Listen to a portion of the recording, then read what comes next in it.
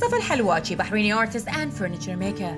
As a multifaceted painter, carpenter, and street artist, he constantly seeks a new concept to explore, new materials to shape, new disciplines to reinvent. Inspired from his surroundings and find himself exploring, spreading his thoughts in the most random ways and places. From the street of Old Manama to the Cathedral of Cologne or below the train rails in Seattle, his interest in applied arts led him to found his company Moda Furniture, where he gets to express his contemporary and innovative vision through wood and metalwork, 3D modeling and furniture design while staying active as a street artist. The latest exhibit was the Street Pavilion in Arab Bab, 3rd edition 2018.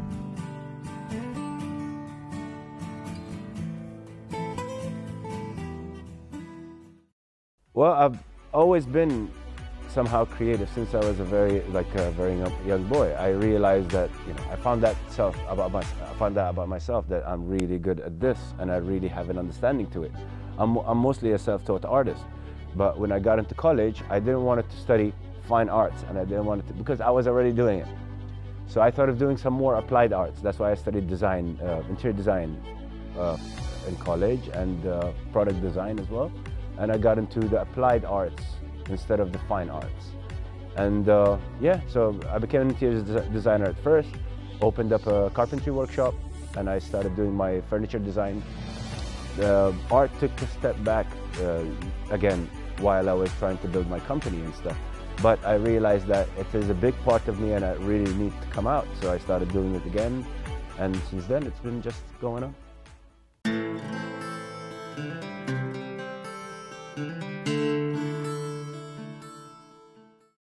I'm a surrealist, so my inspiration comes from within usually, or how I deal with the outside world in my head. So it's usually more internal. Also, I get inspired by people, like famous writers, famous musicians. Pink Floyd was a big inspiration to me. Najib Mahfouz was a big inspiration to me, especially his book Wahshiyat.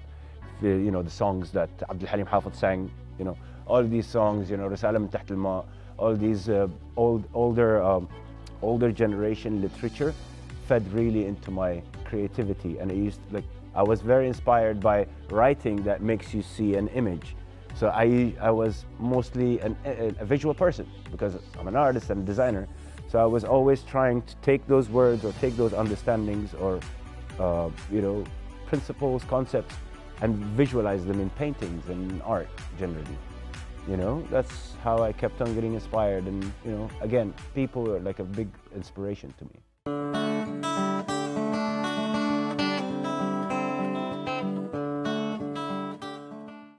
Okay, so we have creativity in the family, all right? So mom's side, there's a lot of artisans from her side, like glass painters, calligraphers and whatnot. But I was never exposed to them because they're not from Bahrain. So I was never exposed, but I guess it rubbed off maybe somewhere, in the genes, in the gene pool somehow. But in the sense that it's like inherited like from my father, no. My father was a very, business-oriented, technical-oriented person, and he was really keen on having us all study business, which I did as a part of my study. After I finished my interior design, I studied business marketing for the sake of, having that skill as well, because I found out later in life that even being an artist, you need those other sets of skills.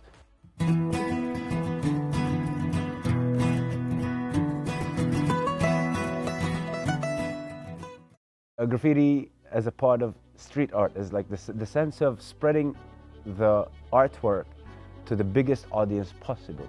That's one. Second of all, going large scale is quite addictive. It's like different from working in a studio on a painting in an easel, like, a very confined format, which is still important. I still do it. But once you go on a huge wall, which is like, it gives you much more freedom, it gives you much more,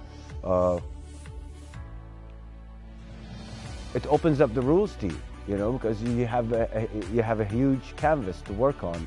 And lighting works differently, subject matter works differently. So that was how it started.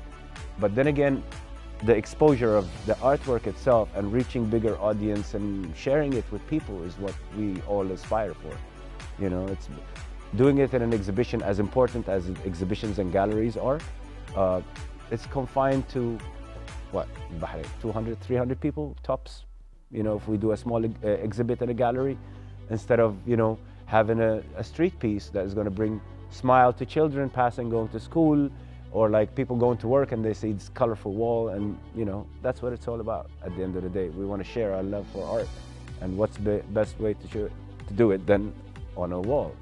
You can't give everybody satisfaction, you know. It's like everybody, someone somewhere is definitely gonna not like what you do, you know. It doesn't matter. It's really, if it's criticism or praise, for me, it's just for me. I'm doing the work, and I'm hoping that if it inspires one person or brings a smile to one person, I'm good.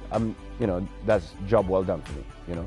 But yes, I've gotten criticism from colleagues. I've gotten criticism from fellow artists in the community that really see street art as a lower form of art, if that makes sense. Even though I totally disagree. Nowadays we see a lot of gallery artists that used to focus on galleries are joining us to do street artwork and sharing their love of their art and sharing their artwork to the world, you know, to the community in general. So yeah, criticism is always there, but I use it to fuel instead of making it put me down, you know. It's like you have to use it into your own progress, of course.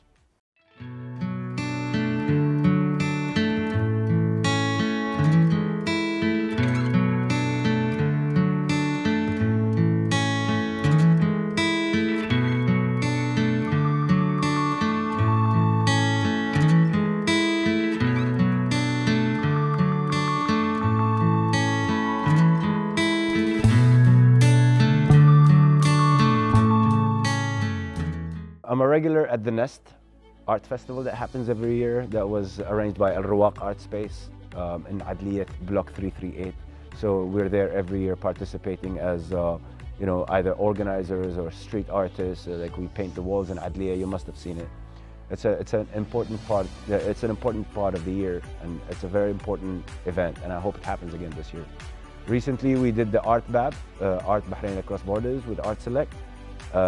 They set up the first street art symposium, and we were lucky enough to be invited to do a 30-meter wall with me and my crew, and another wall which I got a lot of our other like artists, aspiring street artists, to do another 30-meter wall under our management and kind of like under our flag and influence, you know. So that was the recent one. I've done a couple of solo shows. The French Embassy hosted me in Maison Jamshid 2016 to showcase my art and my furniture design. I've done a couple of showcases in Dubai during Design Week and Fashion Week as well. So yeah, I'm trying to do more as well, but as much as it is, you know, Bahrain does keep us busy, alhamdulillah. So it's been a very busy season. I was supposed to be participating in Saudi and on their street art symposium that they've been doing. Saudi's been doing a lot of great things, but all low-key, no one's talking about it, no one knows.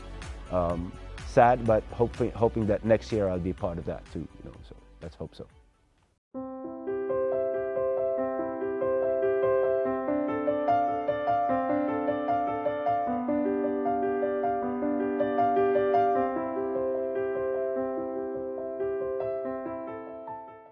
So every year the Art BAB Art Select program that happens is backed up by the Supreme Council for Women, so we kind of know who's going to show up and do the opening and stuff like that. It's usually Her Highness Princess Ceviche. So yeah, but this year we had the presence of His Royal Highness the Crown Prince. It was a very proud moment for all of us. It was totally unexpected, of course. Amazing. He was very interested. He was intrigued by the work. He had lots of questions, and he had lots of input as well. You know, he brought up some familiar words, you know, with like the street art global, and I was surprised. I was like, wow, like our Crown Prince is familiar with, like, you know, which brought a lot of confidence in us as well. It showed us that we should pursue this more. You know, that it would somehow create an influence, you know, in the country, in those exhibitions, that, you know, someone like the Crown Prince was very intrigued by it. So it gives us more to do later, you know, in the next years.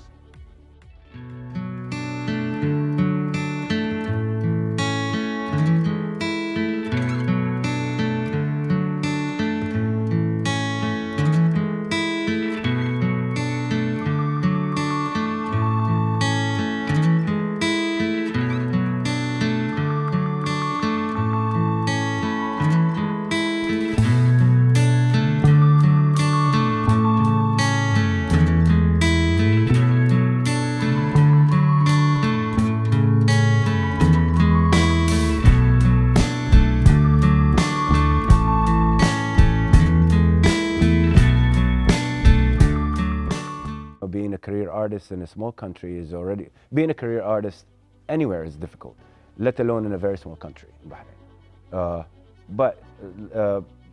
So, like some of these, like, okay, in the previous years, we didn't have much representation. We didn't have many events that we could, you know, come out and showcase our work. It was very minimal. That's why a lot of people like focus on their, like, you know, it's like the art societies or like some galleries here and there. But lately, in the past 2-3 years, those venues, those artistic venues are increasing, which is great to see. That's one. Second of all, trying to reach international audience or trying to reach international arenas was very hard for Bahrainis because, again, we didn't have much participation here.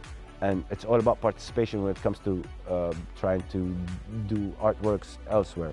Like if I wanted to do an art festival in Europe, they want to see my portfolio.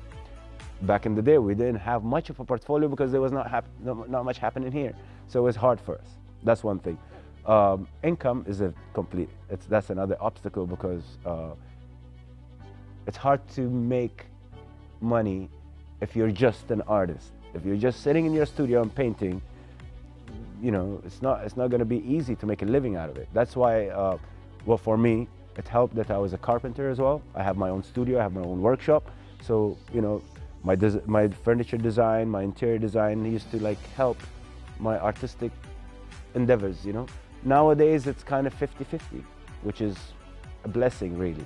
Not a lot of people can say that. I'm quite blessed. I've been fortunate.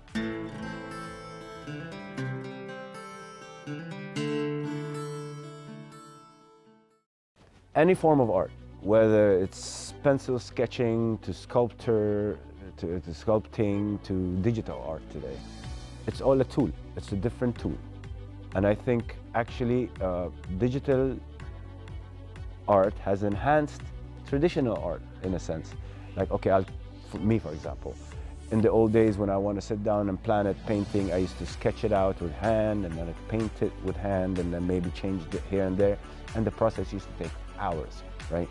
Now with the help of Illustrator, Photoshop, and some other softwares, freehand, you can really cut the time frame to prepare your artwork.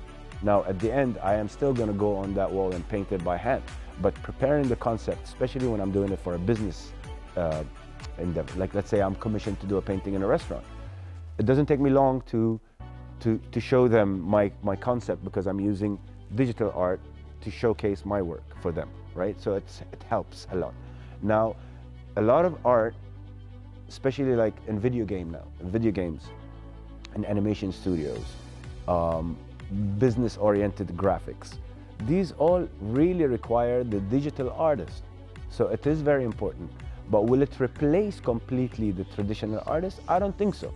Because did oil painting replace the pencil sketch? No, it didn't. It just added to it, you know, it just took it forward. But it's never going to replace it. I feel still the handcraft is very important, and as important as, they're both important now. You should learn both. For artists now, they have the opportunity and the obligation and the responsibility to learn more tools because they are there to help us out, you know, as creatives. Again, Some of the artworks that we do, it involves more digital artwork than anything else, like the projection mapping we used to do with my team back in the day. We don't do it as much. Most of the ambassadors have left, but we still consider doing that, and that's completely digital. And it serves as a visual piece as well. It's like the end product is always a visual piece.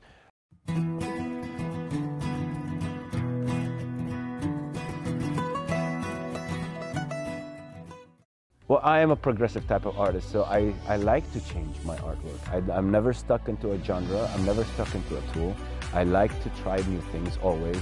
Having a workshop helps because it gives me a lot of tools and materials to work with, whether it's a canvas, whether it's a wall, or whether it's a chair. For me, it's an artistic output. And again, the more I learn, the more art I can make. So hopefully, yeah, international arena is next for me, and more things to do in Bahrain as well. Looking forward to my participation next year in ArtBab, hopefully. And let's see what happens with the nest. Let's hope it gets back. And a lot to do. So I want to be a busy working artist for the next while, you know.